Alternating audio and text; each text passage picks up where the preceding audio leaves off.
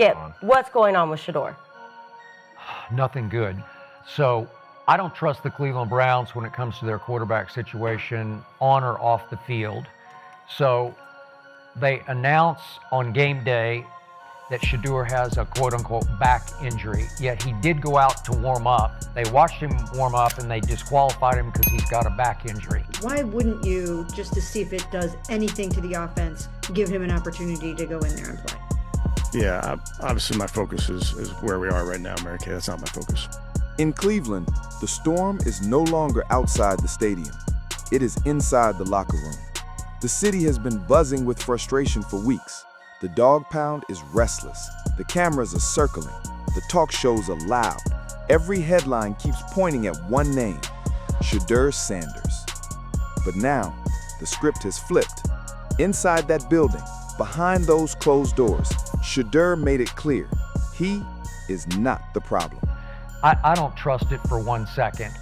Bailey Zappi has I said it 5 times on the show. He's been the unofficial, unstated backup quarterback all along because Belichick once drafted him in the 4th round as a potential replacement for Tom Brady. Stefanski loves Bailey Zappi. He wants to give Zappi some reps down the stretch because it'll be over Stefanski's dead body that Shedeur gets any reps. This is not a story about a rookie who cannot adjust. This is about a young quarterback who walked into a house that might already be on fire. You can have all the talent in the world. You can have timing and touch and toughness. None of that can fix a culture that has been broken for years. Before we go any deeper, make sure you hit like, subscribe if you have not already, turn on notifications right now. If you love Shedeur, then comment SS 100%. It started quiet. No drama, no public statements. During practice, the players felt the shift. He did not force throws, he did not panic, but the frustration was real. The rhythm was off, the timing was late, the play calling felt predictable. Every time he lined up, the defense seemed to know what was coming. Veterans whispered the same thing. The playbook has not evolved. Was the backup, you said he was getting some #1 reps. Is that true with Shedeur? No. I mean, with a young quarterback with Dylan starting, you want to make sure he gets a lot of the reps. Different when you have a veteran like Joe, I would tell you, Tony. But still getting reps in a bunch of periods. You could see it in how he carried himself. Calm, composed, sharp. He lives in the tape room.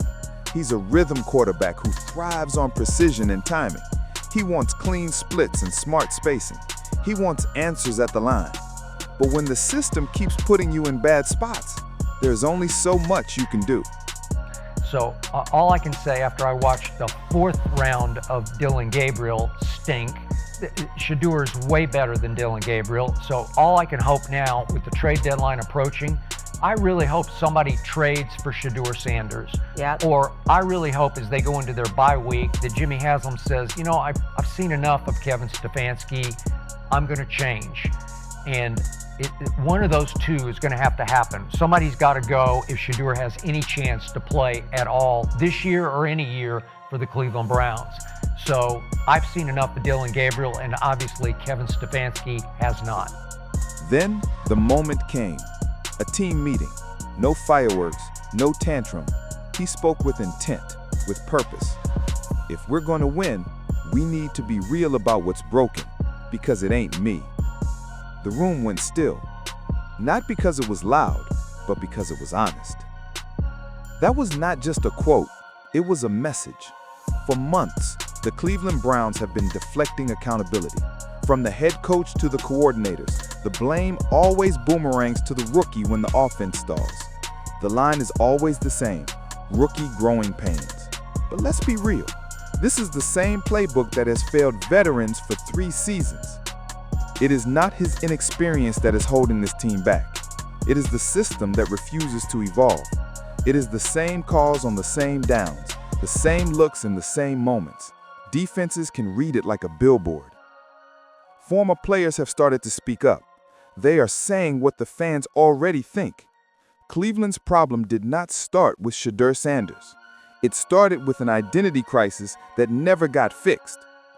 One week they want ground and pound, smash mouth and slow tempo.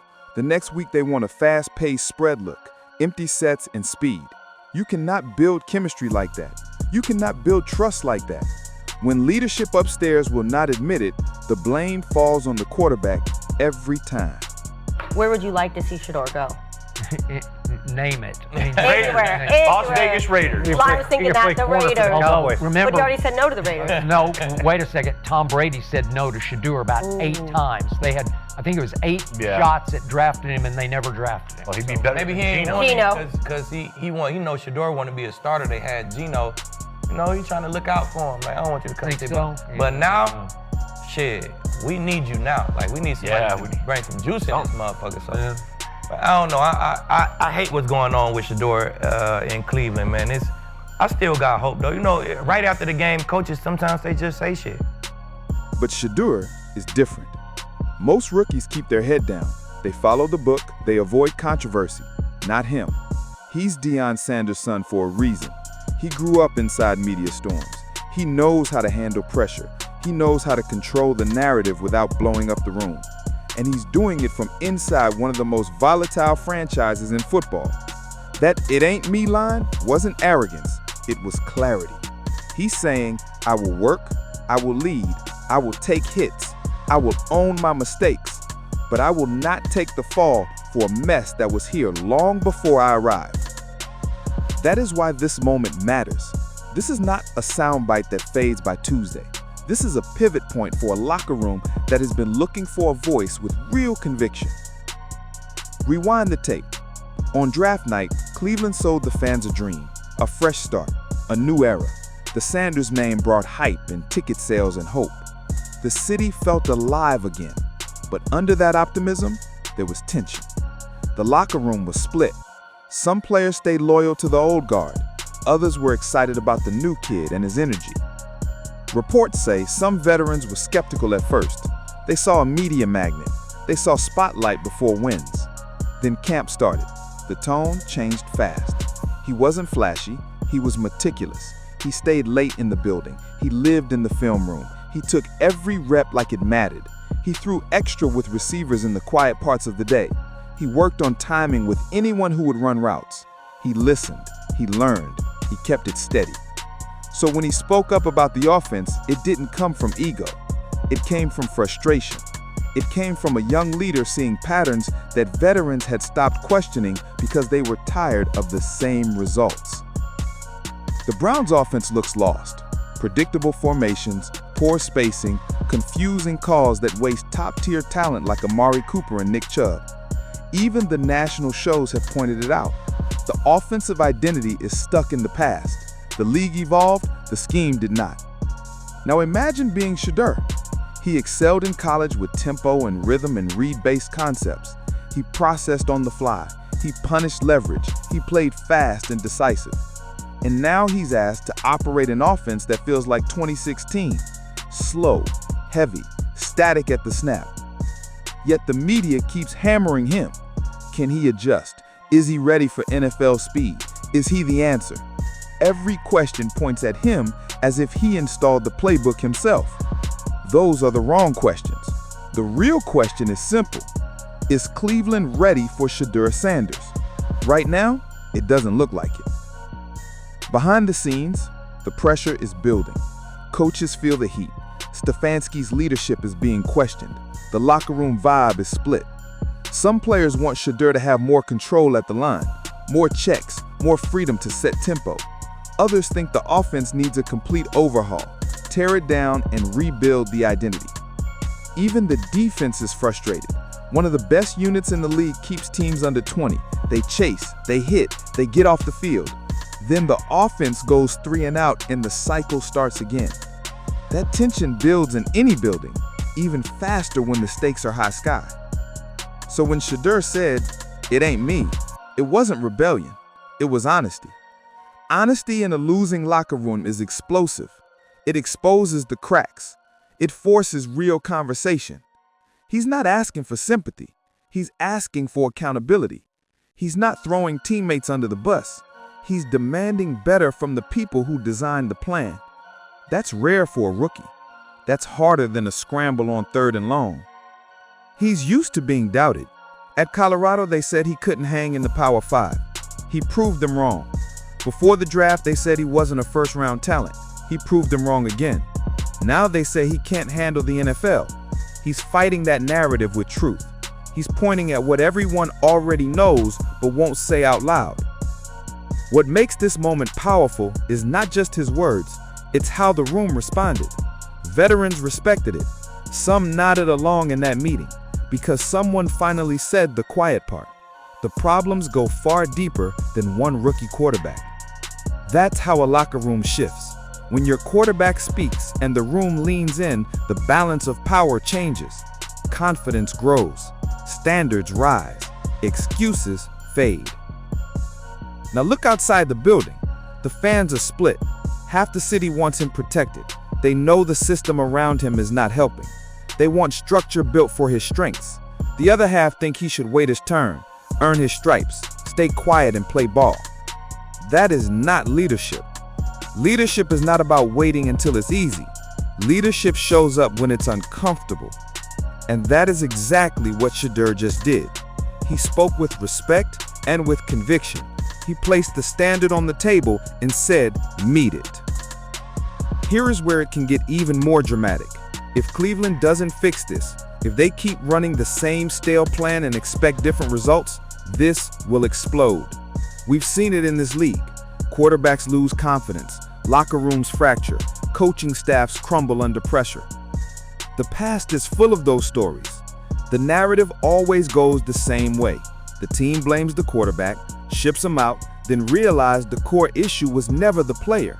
It was the culture at the top and the lack of identity on Sundays. That's the cycle Shedeur is trying to break. He will not let the same script play again, not without a fight. He's not going anywhere quiet. Every snap is a message. Every drive is proof. He's built for chaos. He can take criticism and turn it into fuel. He can drown out the noise and lock in on the next read and the next throw. He's not the type to lash out on social media. He doesn't call people out by name. He does it the right way, through performance and professionalism, through meetings that run long, through film that never stops. That is why he's gaining respect across the league even while the noise keeps rising. You can't expect a rookie to fix a culture that's been broken for years. That is the truth Cleveland doesn't want to face. Fixing this is not about a shiny draft pick or a splashy signing. It's about accountability from the top down. It's about a real plan that fits the players you have. If the Browns don't listen to the one person in that room who sees it clear, they risk more than losses. They risk the locker room. They risk trust. They risk time that you never get back in the NFL. He's still adapting. He's still learning NFL coverage tricks. He's still building chemistry with his receivers and backs and linemen. But in the middle of the chaos, he's showing leadership that most players take years to grow. That scares people. If he's this calm and this sharp as a rookie, imagine him with a system that actually fits. So what happens next? The Browns are at a crossroads. Embrace this energy. Admit the system is outdated. Let Shedeur shape protections and tempo and tags. Build to his strengths. Or keep pretending the problem is him until the whole thing becomes unfixable. One thing is certain. He is not backing down. His message is clear. It ain't me. Those words might be the spark Cleveland needed. A new chapter where truth outweighs tradition and results replace excuses. When history looks back on this season, it may not remember the exact record. It will remember the moment a rookie challenged the culture. It will remember the day the mirror went up and the truth stared back at the building. Leadership is not silence. Leadership is standing in the storm with your eyes open, speaking the truth, refusing to let the past repeat itself. And that is exactly what Shedeur just did. He told the room what needed to be said. He put the standard in front of the franchise. Now the question is not about his readiness. The question is about Cleveland. Are they ready to evolve? Are they ready to build around a leader who will not bend to a broken script? Because if they are, he will take that energy and turn it into wins. If they are not, the storm will not pass. It will only get louder inside the locker room, and he will keep standing in it until the rest of the room steps up.